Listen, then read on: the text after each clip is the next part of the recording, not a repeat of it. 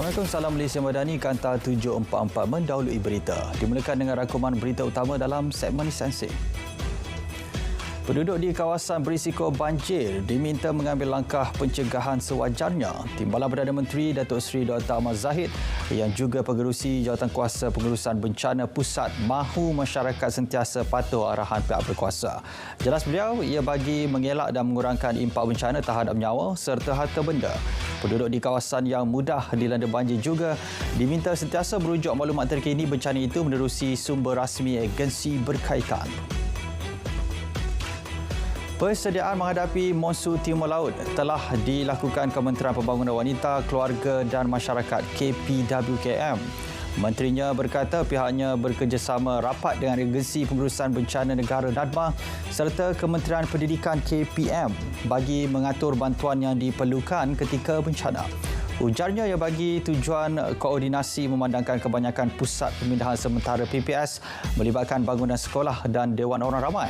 Beliau turut menekankan prosedur operasi bagi memastikan semua penduduk terjejas banjir mendapat bantuan yang disediakan. Sementara itu, sesi pengajaran dan pembelajaran di sekolah yang dijadikan pusat pemindahan sementara PPS akan berjalan seperti biasa. Ini kerana ruang pembelajaran dan lokasi yang dijadikan tempat berteduh penduduk terjejas diasingkan. Menteri Pendidikan berkata, rancangan itu merupakan sebahagian daripada persiapan dilakukan kementerian. Lebih 5,000 sekolah di seluruh negara dijadikan PPS dengan 7 atau 8 daripadanya diwartakan sebagai pusat pemindahan kekal. Dalam perkembangan sama, peperiksaan sijil pelajaran Malaysia SPM akan tetap dilaksanakan 5 Disember ini termasuk di kawasan yang dilanda banjir. Ia bagi membolehkan rancangan memulakan kembali takwim persekolahan daripada Januari dapat dilaksanakan. Menterinya Fadilina Siddiq berkata KPM telah bersedia dengan pelan tindakan bagi menghadapi sebarang kemungkinan. Ujarnya, ia akan disusun dengan teratur tanpa merencak dan mengganggu pelajar yang sedang menghadapi peperiksaan. Penduduk terjejas banjir di Selangor bakal menerima bantuan kewangan RM500 setiap keluarga. Menurut Menteri Besar Selangor Datuk Seri Amiruddin Syari, maklum balas pantas diberikan bagi membantu operasi menyelamat serta pemindahan. Beliau berkata demikian selepas menyempurnakan tekad pendidikan Kita Selangor, penyerahan e-voucher buku mahasiswa 2023 di Universiti Kebangsaan Malaysia UKM Bangil. Seramai 1,000 mahasiswa dari 9 IPTA dan IPTS memperoleh manfaat daripadanya. Ia boleh digunakan bagi pembelian buku secara digital dengan penebusan boleh dilakukan sehingga 31 Disember. Sempena sambutan Deepavali, kerajaan bersetuju cuti tanpa rekod yang jatuh pada 13 November dibawa ke 14 November di negeri-negeri yang hari kelepasan mingguannya adalah Ahad. Ketua Pengarah Perkhidmatan Awam Datuk Seri Dr. Zulkifli Mohamad dalam kenyataan memaklumkan ia bagi memberi lebih ruang sambutan perayaan itu kepada penjawat awam beragama Hindu. Ia telah pun dipanjangkan kepada semua perkhidmatan awam negeri, pihak berkuasa berkanun dan pihak berkuasa tempatan. Ia terpakai kepada semua negeri di Malaysia kecuali Sarawak kerana Deepavali bukan hari kelepasan am di negeri berkenaan. Jabatan Penjara Malaysia menetapkan 14 dan 15 November sebagai tarikh lawatan perjumpaan bersemuka sempena sambutan Deepavali bermula pukul 8.15 pagi sehingga 4.15 petang. Jabatan Penjara dalam satu kenyataan memaklumkan bagi keluarga yang memilih untuk hadir secara bersemuka perlu membuat ujian RT-PCR atau RTKAG dalam 3 hari pengambilan sampel. Tetapan tersebut melibatkan semua penjara, Pusat Pemulihan Akhlak, Pusat Pemulihan Khas dan Sekolah Henry Gemi. Perjumpaan dalam talian akan dibuat pada 16 hingga 18 November 2023. 3 lelaki dan 2 wanita ditahan kerana disyaki mencuri kabel milik Telekom Malaysia TM bernilai RM8,500 di Sungai Rambai, Melaka. Ketua Polis Melaka Datuk Zanul Samah berkata kesemua suspek berusia antara 19 dan 37 tahun itu ditahan di sekitar daerah Jasin, Muar dan Tangkak Johor.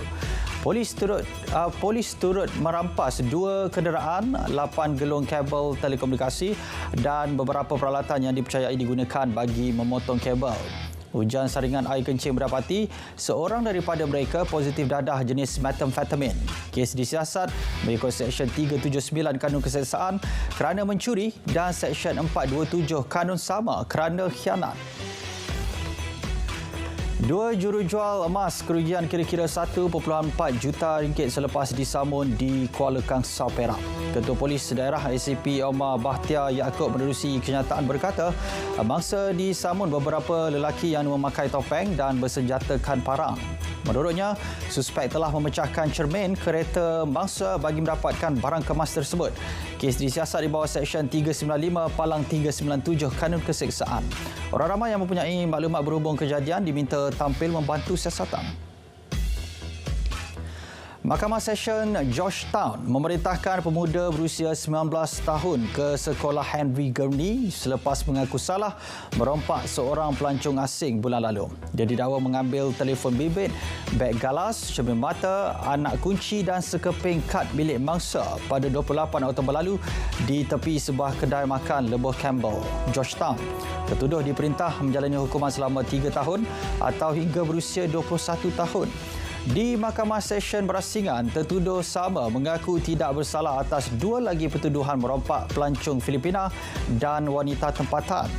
Kes akan disebut semula pada 4 Disember depan.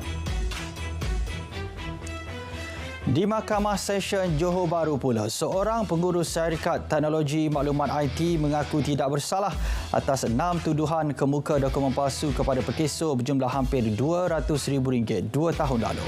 Tertuduh K. Shiva Lingga, 30 tahun, didakwa mengemukakan borang pengesahan pekerja palsu menerusi program insentif pengambilan pekerja sedangkan senarai pekerja dikemukakan bukan pekerja di syarikatnya. Kesalahan dilakukan tertuduh di Pejabat Pekesor Johor Bahru pada 30 Jun 2021. Tertuduh didakwa mengikut Seksyen 417 Kanun Keseksaan. Tertuduh dibenar diikat jamin RM15,000 dan kes disebut semula 6 Disember. Mahkamah Tinggi Kuala Lumpur benarkan permohonan pihak pendakwaan untuk meminda 3 tuduhan babitkan salah guna kuasa dan pengubahan wang haram dalam perbicaraan kes 1MDB dihadapi Datuk Seri Najib Razak. Dalam keputusan ringkasnya, Hakim berkata naratif pendakwaan berhubung kesnya tidak berubah kerana hanya angka dan jumlah yang akan dipinda pihak pendakwaan. Menurutnya, tiada niat jahat atau malafide dalam permohonan ini seperti yang didakwa pihak pembelaan dan pertuduhan yang dipinda tanpa prejudis terhadap tertuduh. Perbicaraan disambung semula pagi ini. Komuniti orang asli di Kelantan berharap kerajaan negeri tidak laksana perubahan pelan pembangunan berkaitan pengubahsuaian kawasan sensitif alam sekitar KESAS. Ini membabitkan kawasan seluas 514,898 hektar. Rata-rata penduduk berkata sekiranya cadangan itu dilaksana, masyarakat orang asli akan menerima kesan jangka panjang. Beberapa wakil dalam kalangan penduduk telah serahkan memorandum kepada Menteri Subak Asri, Alam Sekitar dan Perubahan Iklim agar dapat membantu membela nasib mereka. Jabatan Kemajuan Masyarakat sasar 100,000 kanak-kanak hufaz cilik melalui program Tabika Pra-Tahfiz Kemas menjelang 2026. Kemas peruntuk RM20 juta bagi program yang memberi nilai tambah kepada modul penghayatan Islam merangkumi aspek pendidikan Al-Quran.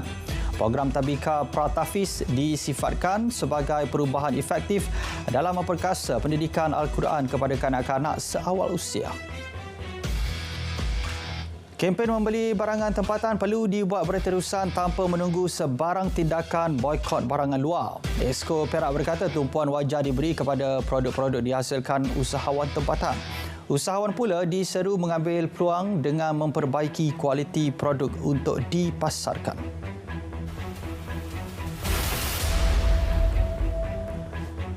Kerajaan akan bertindak menambah baik proses dalam pelaksanaan projek belanja pembangunan. Menerusi kenyataan, Datuk Seri Anwar Ibrahim menegaskan perbelanjaan pembangunan mengecil ketika belanjawan keseluruhan meningkat boleh memberi kesan jangka panjang.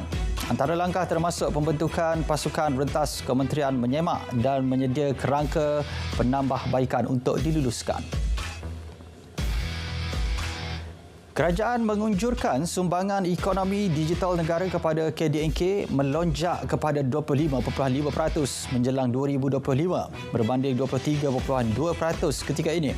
Perdana Menteri Datuk Seri Anwar Ibrahim berkata, transformasi digital adalah strategi utama memastikan Malaysia muncul sebagai sebuah negara yang berjaya. Dia turut direka untuk memacu pertumbuhan inovasi digital dan teknologi generasi akan datang sekaligus meletakkan Malaysia teguh di landasan untuk menjadi ekonomi yang dipacu inovasi. Perkembangan ringgit dijangka tidak akan jejaskan prospek pertumbuhan ekonomi negara. Perdana Menteri berkata, prestasi ringgit dan mata wang serantau lain terus didorong oleh faktor luaran. Antaranya, jangkaan mengenai kadar faedah Amerika akan kekal tinggi untuk tempoh yang lama dan faktor geopolitik. Usaha kerajaan terhadap pembaruan struktur termasuk inisiatif menerusi Pelan Induk Perindustrian Baru 2030 dan Pelan Hala Tuju Peralihan Tenaga akan memperkukuh daya saing Malaysia. Perdana Menteri mengajak semua untuk belajar dari pengalaman negara maju bagi meneroka transformasi digital yang lebih mencabar. Ujarnya ini kerana transformasi digital memerlukan pendekatan baru dan perlu keluar dari kerangka pemikiran yang lama kepada sesuatu yang sangat mendesak. Tambahnya ia juga melibatkan keseluruhan masyarakat agar tiada pihak yang tertinggal agar kecemerlangannya dapat dirasai bersama. Struktur cukai jalan bagi kenderaan elektrik EV akan diumum sebelum akhir tahun ini. Menteri Pengangkutan Anthony Loke berkata, struktur cukai jalan ini akan berkuat kuasa selepas tahun 2025. Ujarnya, ia telah dibentangkan bagi memastikan struktur cukai jalan EV lebih kompetitif dan tidak membebankan pengguna. Ia bagi memberi galakan kepada orang ramai menggunakan kenderaan tersebut pada masa akan datang.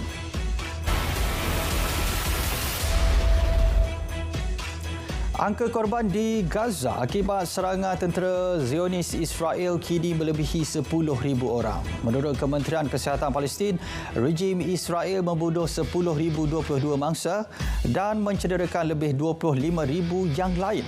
Jumlah korban itu termasuk 4,104 kanak-kanak dan 2,641 wanita. Kementerian Kesihatan turut menerima laporan sejumlah 2,350 lagi hilang, termasuk kira-kira 1,300 kanak-kanak. Presiden Mesir meminta semua pihak menghormati kedaulatan dan kedudukan Mesir di rantau tersebut. Ini susulan insiden drone yang jatuh di dua bandar di Mesir berdekatan Laut Merah dan mencederakan beberapa orang. Ujarnya konflik yang berlaku tidak seharusnya melibatkan rakyat dan masyarakat di Mesir. Angkatan tenteranya sentiasa bersedia untuk mempertahankan wilayah itu dari sebarang ancaman An-Nasir dalam maupun luar. 20 terbunuh selepas sebuah pasar di Bandar Khartoum terkena berdilam peluru. Menurut sumber, kejadian berlaku susulan pertempuran yang meletus. Orang awam kerap terperangkap dalam pertempuran yang boleh berlaku secara tiba-tiba meski di tempat padat dengan orang awam. Sekolah rendah di New Delhi ditutup sehingga Jumaat ini susulan pencemaran udara pada tahap sangat tidak sihat. Arahan dikeluarkan Menteri Pendidikan India. Pihak berkuasa juga melaksanakan langkah-langkah tambahan. Asap tebal mengakibatkan ramai penduduk mengadu mengalami kerengsaan mata dan sakit tekak. Laporan kualiti udara dan cuaca mendedahkan bacaan indeks kualiti udara kekal pada 454 di bandaraya itu. Pusat pemeriksaan Woodlands dan Tuas di Singapura dijangka menghadapi kesesakan lalu lintas mulai Khamis ini hingga 14 November. Kesesakan didorong cuti sempena Deepavali dan permulaan cuti sekolah akhir tahun bagi sebahagian pelajar. Pihak berkuasa imigresen dan Pusat Pemeriksaan Singapura ICA turut meningkatkan langkah-langkah keselamatan di pusat pemeriksaan berdasarkan situasi semasa di Asia Barat. Ya, saudara, kata 744 berakhir di sini. Dari sungai hingga segara, Palestin pasti merdeka. Malaysia Madani, tekad perpaduan penuhi harapan. Kita jumpa lagi.